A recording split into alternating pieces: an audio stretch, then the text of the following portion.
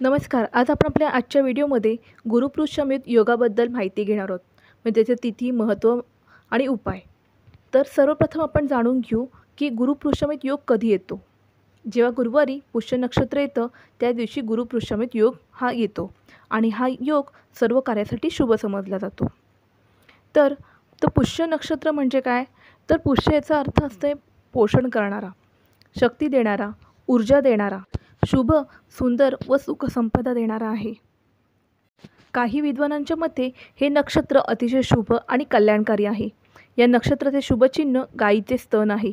त्यांच्या मतानुसार गायीचे दूध संपूर्ण जगासाठी अमृततुल्य मानले जातं. त्याचप्रमाणे पुष्य नक्षत्र गायीच्या स्तनातून निघालेल्या ताज्या दुधासारखेच असते, पौष्टिक, लाभकारी आणि शरीराला तसेच मनाला शांत करणारा. तर या योगामध्ये कोणतेही जर शुभ कार्य करायचं असेल तर त्याची सुरुवात ह्या दिवसापासून आपण करू शकता. असे म्हणतात की ह्या दिवशी खरेदी केलेले सुवर्ण म्हणजे सोने हे याचा क्षय कधी होत नाही आणि त्याच्यामध्ये वृद्धी होते. एखादा नवीन व्यापार सुरू करायचा असेल, बंद पडलेले काम करायचं असेल तर त्याच्यासाठी, तसेच तंत्रमंत्र, साधना, तप, एखादं पारायण सुरू करायचं असेल तर हा जो योग आहे गुरुपुरुषामित योग हा शुभ मानला जातो. जर या दिवशी आपण जर कुलस्वामिनीची पूजा केली तर तिचे आपल्यावर अखंड आशीर्वाद राहतात. आणि याच दिवशी तुम्ही दत्तांची पूजा देखील करू शकता. आणि बृहस्पती देवाचा जो एक मंत्र आहे, ओम भ्रू बृहस्पती नमः, याची एक माळ देखील करू शकता.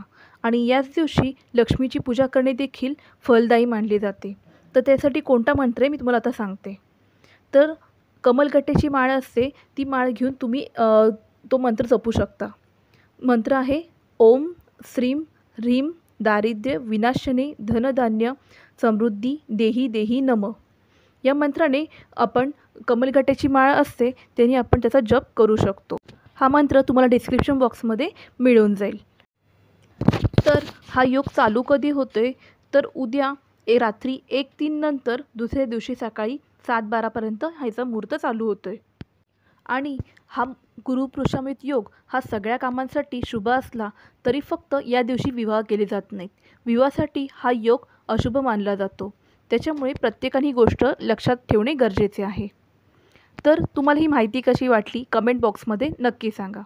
आणि माझ्या चॅनलला सबस्क्राईब करायला विसरू नका. धन्यवाद.